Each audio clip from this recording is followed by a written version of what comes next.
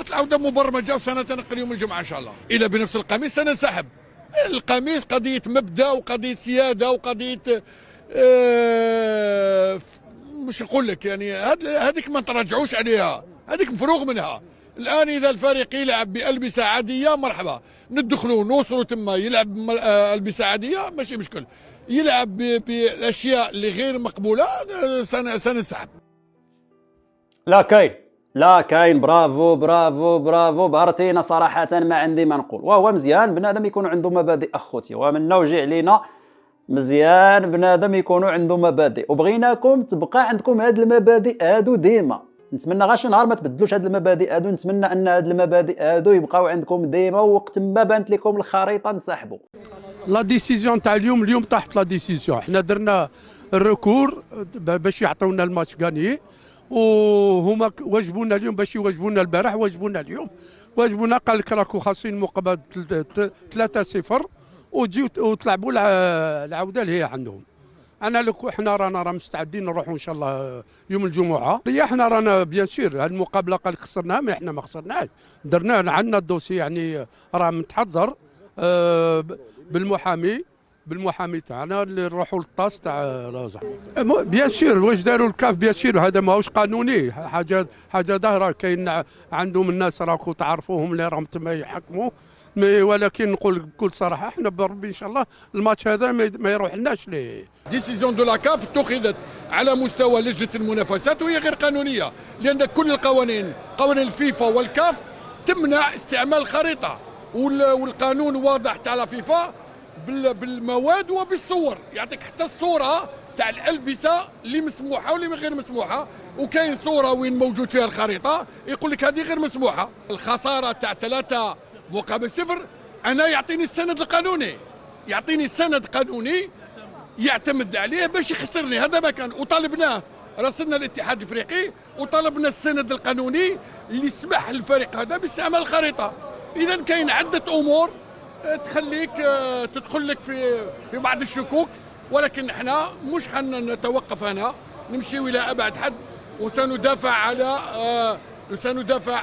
على فريق ممثل الجزائر، ماهوش اتحاد الجزائر، ممثل الجزائر. الان القرار اتخذ على مستوى لجنه المنافسات، لازم يكون الطعن على مستوى الاتحاد الافريقي. بعد الطعن اذا كان الرفض سنمشي الى لوزان، ما تقدرش تمشي لوزان مباشره. مسافرين في طياره خاصه يوم الجمعه الساعه 3 ان شاء الله، الطياره تمشي فول ديريكت حتى الوجده باذن الله. ونقولوا كذلك 1.5 مليون مبروك تأهل نادي نهضة بركان للمباراة النهائية، وهذا الشيء بحسب ما صرح المدير الرياضي ديال اتحاد العاصمة. تقول لي راه ما قال والو، لا قالها، مادام انه قال لك ما غاديش يلعبوا معنا الا لابسين الخريطة الكاملة، فراه قال لكم مبروك عليكم التأهل للمباراة النهائية بفورفي بدون ما نلعبوا ولو دقيقة واحدة، الحمد لله، بسبب الخريطة، بسبب خريطة ديال بلادنا. فريق نادي نهضة بركان الان راه في الفينال، في انتظار انه نشوفوا مع من غادي نلعبوا في الفينال، واش مع الزمالك المصري او مع نادي دريمز الغاني. اخويا الجزائر وبركان تيتضح على ان لي زالجيريان يعني ضعاف مورالمون، العقليه ديالهم ما صافياش، ما ثابتاش على حقيقتاش. هما ديجا كيقولوا على ان احنا دخلنا هذه الامور هذه دخلناها سياسيه، وهما كيقولوا انهم طرف محايد ما بينهم ما بين لا صحراء ولا مغاربه. هي علاش يعني نايضين على قبل الخريطه، فهمتيني؟ دونك هنا كاين تناقضات. وبالنسبه لنهضه بركان من حقها دير حتى الكره الارضيه في صدرها، ما كاين حتى مشكل، من حقها. راه الدرابو ديال البلاد عندنا هذاك ديال المغرب، وديجا داجوا مقابلات ولعبات بنفس التوني، تخليهم يلعبوا به بتاتا. وعاد زياده على ذلك ناضوا هما اخترقوا القانون، الكاف قالت لهم عطيو الناس التوني ديالهم يلعبوا به، وهما رفضوا وجابوا توني خاص خيطوه هما وصنعوه هما. يعني هنا راه تحداو القانون، يعني لا علاقه بينه وبين الرياضه. كاس القارات وما يحطوش فيها الخريطه، صح؟ يكون اسمها كاس القارات وما يحطوش فيها خريطه. ايماجيني انت كل نادي يدير الخريطه تاعو، ويجيك نادي انت تلعب معاه من لاشين، ما يكفيش تريكو باش دير الخريطه لاشين كبيره. ايه ده المجتمع ده واشريف راه من الخريطه ديال المغرب اللي حاطينها راه ماشي عدد الكيلومترات اللي فيه، والا كيفاش اللاعبين ديال نهضة بركان عايشين في التوني ولا شنو؟ غير باش تعرفوا مع من كتعاملوا، راه لا منطق لا وزن لا هيبه لا سيدي سكري، ما كاينش غرام ديال العقل وما كذبش اللي قال لهم 10 في عقل. ولكن شوف فاش كنكونوا في بحال هاد المواضيع هذه خصنا نورمالمون يكون عندنا رئيس ديال الاتحاد ديال الجزائر يخرج ويقول شي كلمه قويه ويرد على الكاف. شوفوا شنو غيقول. احنا تعليقنا كاتحاد جزائري لكره القدم احنا نتابع في القضيه ببالغ الاهتمام، احنا نريد انها تبقى مباراه في جانبها الرياضي ولا غير، نتمنى ان تكون روح رياضيه. الشيء الأكيد هو أن الاتحادية الجزائرية دائما تساند اتحاد العاصمة وتتماشى مع القرارات اللي تنص عليها الفيفا والكاف، ما إلا مباراة في كرة القدم. ودابا السؤال هنايا هو قال لك نحن مع القرارات التي تتخذها الكاف، وقال لك حنا راه عادي جدا ما واقع والو، ما قال الكاف ما قال والو. الكاف خرجات القرار ديالها، وقبل ما نتكلموا على قرار ديال الكاف نمشيو نشوفوا حفيظ الطعراجي شنو سبق ليه وقال. خرج بو تبريره اللي كيبرر لهم الاغلاط ديالهم وقال لهم انه هذيك الرساله اللي وصلت ماشي خطاب رسمي، فبالتالي ما نتكلموش عليها. مزيان، ها الخطاب الرسمي خرج واضح وكيرفض داكشي كامل اللي قلتو، وكيقول لك انه القميص ديال نهضه بركان خاصو يكون خطاب رسمي من الكاف، وهذا التوقيع ديالو ما هو كتشوفوه في الصوره الثانيه. مفاهمين شنو غيخرج الطعراجي قال بلا ما نحط ديك التصويره ولا البوست ديالو؟ شنو قال لك ندفع ثمن مواقفنا لظالمه او مظلومه، ونحن والعالم والثبات على الموقف لا يهم الربح ولا الخساره بل قلتي في الاول حقر هذا ماشي خطاب رسمي. منين خرج خطاب رسمي علاش بدلتي هضرتك؟ بغيت نفهم هاد 10 في عقل كيفاش كيفكروا اي حاجه مؤامره عالميه عليهم. مجرد توني مجرد خريطه ديال البلد ديال فريق كيمثل راسو كيعتز ببلادو داير خريطه، شنو المشكل؟ رسميا نهضة بركان ربحات الماتش آلي ب3-0، ربحاتها الخريطة ديال المملكة المغربية الشريفة. ايه ربحنا لالي بلا ما نلعبوا، حنت الجزائر والنظام ديالهم داروا الشوهة واستفزوا لاكاف مرة اخرى، ولاكاف عاقباتهم وربحات بركان ب3-0. هما كيقولوا انهم ما غيجيوش يلعبوا الماتش روتور الا عاودوا بركان لبسوا ديك التونو، والكارثة هي ان هادشي ما بقاش واقف غير في كورة. والبارح جات نوبة كرة اليد الهاندبول، فضيحة جديد. سالوا من الكرة صافي هما يدوزوا للهاند، وقريب يدوزوا للمصارعة لا لوت، وغادي نشرح لكم علاش، صبروا معايا. ايوا خوتي القصة وما فيها هي انه البارح كانت واحد المقابلة غادي تجمع المغرب مع الجزائر في رياضة كرة اليد للشباب مع 7 العشية في مركب محمد الخامس في مدينة الدار البيضاء. وقبل منهم كانت يلا تلعبات واحد المقابلة بين السعودية والكويت ودازت بخير وعلى خير، ولكن فاش وصلت 7 المنتخب الجزائري ما جاش، انسحب. لم يمر يومان على الأزمة التي تسببت في إلغاء قمة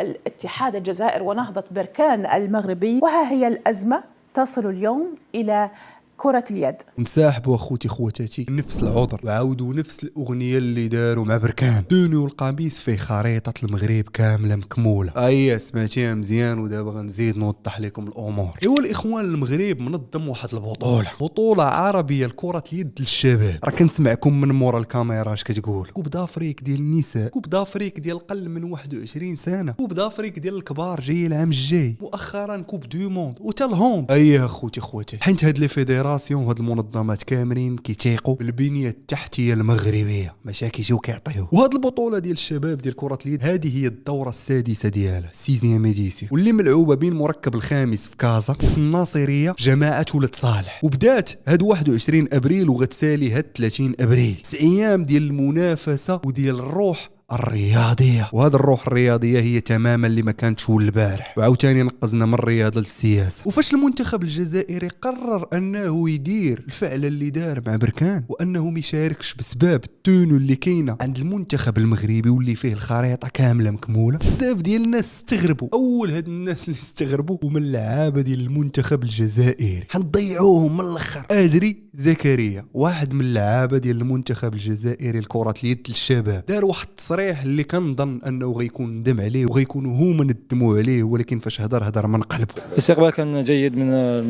اخواننا المغاربه، وكان استقبال رائع، رحبوا بينا والحمد لله. لحقنا البارح الصباح ما عنديش واش نقول لك، كان تنظيم جيد من قبل اخواتنا المغاربه والحمد لله. وكذلك أشارت رئيسة الاتحاد الجزائري في تصريح لصحيفة النهار إلى جملة من المشاكل التي واجهت الخضر في المغرب، مضيفة: أن المنتخب الوطني لأقل من 17 سنة لكرة اليد تعرض للتشويش وحملة إساءة ممنهجة. إخواننا المغاربة وكان استقبال رائع. اللي خاص تعرفوا اخوتي خواتاتي هي ان هذا القميص اللي ناضت عليه هذه الصحراء المنتخب المغربي تشوبان كرة اليد من 2016 هو عندهم. بالنسبه للمنتخب الوطني هذا القميص ديالو منذ سنوات طويله هو كيلعب بهذا القميص هذا. السؤال هو علاش حتى لدابا عاد منوضين هذا الشيء؟ تونو عنده 8 سنين من ديما كانت ديك الخريطه وديما غتبقى. علاش حتى لدابا عاد كثيراو في التوجه ديال بغاو يقاطعوا التونوات اللي فيهم الخريطه المغربيه؟ علاش شنو كيدل هذا الشيء؟ علاش فاش كيشوفوا ديك الخريطه كيمرضوا؟ هادشي اللي نشرح لكم، صبروا معايا. قبل بغيتكم ديروا معايا واحد التمرين، بغيتكم تمشيو وتدخلوا الموقع الرسمي ديال لا فيفا وتدخلوا لواحد لا سيكسيون سميتها ريغلومون ايكيبمون دو لا فيفا. تما الفيفا مديطايين وحاطين القوانين ديالهم اللي عندهم علاقه بالتونوات والاقمصه وكلشي تتقاشر. كيقولوا ان الاختيار ولا الفاليداسيون ديال لي تونو كدار من الاتحاد اولا من البطولات اللي كيلعبوا فيهم الفراقي، هما اللي كيقرروا. هذاك اللي منظم ديك البطوله اولا الاتحاد اللي منظم ديك البطوله هو اللي يقول هذوك التونوات كيفاش خصهم يكونوا، وهو اللي كيمنع وهو اللي كيدوز.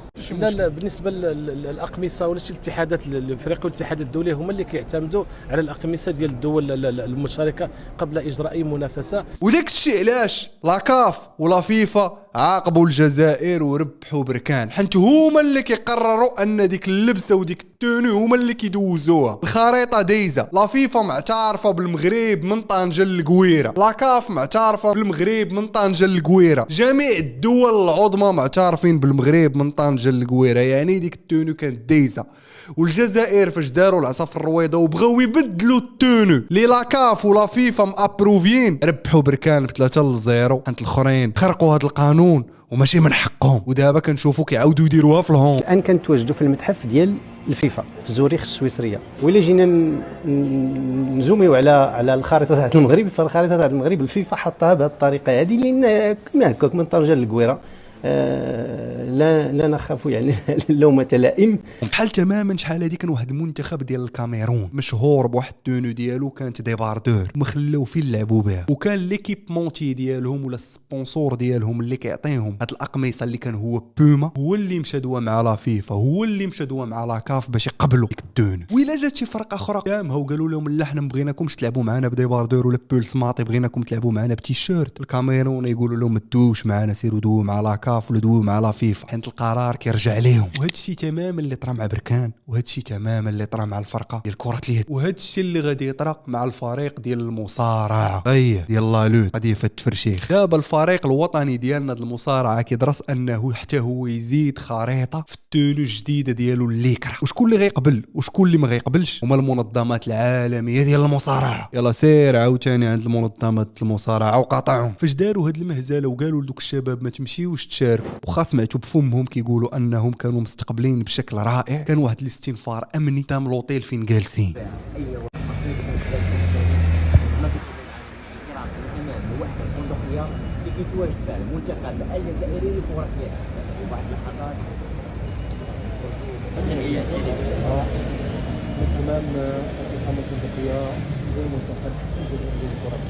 الجامعة العربية اللي منظمة هالتظاهرة قالوا أن المقابلات غادي يكملوا والكالندري غادي يكمل، الفريق الجزائري تقصى وهذيك التونو غادا تبقى. وهنايا فين بغيتكم تركزوا معايا باش تفهموا علاش كيديروا هاد الشيء. ودابا حيت كنهضروا على تونو كانت من 2016 وكانوا يقدروا يلعبوا ضدنا شحال هادي، ولكن دابا مابقاوش قادرين. دابا ركز معايا، تخيل معايا شي شخص شي نهار يكون غادي في الزنقة ويمشي يجبد الصداع مع شخص آخر مجهول ما كيعرفوش، ويخون ليه راسو ويقول ليه راسو أنه يقدر يتغلب عليه ويسلخو ويحقر عليه. وهذا الشخص اللي نوا يحقر عليه في الهيئة ديالو قرع وعنده اللحية طويلة وشاف فيه مزيان ويقول أنا قادر على هذا الشخص، قادر نحقر عليه ونتعدى عليه. وفاش مشى هجم عليه طرا العكس، صدق هذاك القرع اللي عنده اللحية شد هذاك الشخص الآخر ويسلخو أمام العالم وصوروا وكاع الناس شافوه كيتسلخ. هنا إلا مشيتي عند أي طبيب نفسي غيقول لك في اللاواعي وفي السوب كونسيون ديال هذاك اللي تسلخ غادي يربط الصورة ديال الشخص قرع وعنده اللحيه الهزيمه وبالتفرشيخ. يعني الا شي صديق ديالو ولا من الاقرباء ديالو اللي شافوا ديك الفيديو وصيفط ليه شي لوغو ديال القرع وعنده اللحيه بحال كيستفز فيه، غيمسح ديك التصويره غيقول لي حيدها، انت غتذكروا بالهزيمه وبالسليخ. يعني ديك الصوره ديال شخص قرع وعنده اللحيه غترو بالهزيمه وما غاديش يبقى باغي يشوفها، والعكس صحيح. ونوصل لهذاك الهدف ديالو اللي كان باغي في الاول وحقر عليه وقد يغلبه، واخا الصديق ديالو يصيفط ليه تصويره فيها قرع وعنده اللحيه ما غيبقاش فيه الحال، حيت غتذكروا فوز ماشي بهزيمه. ايوا هادشي تماما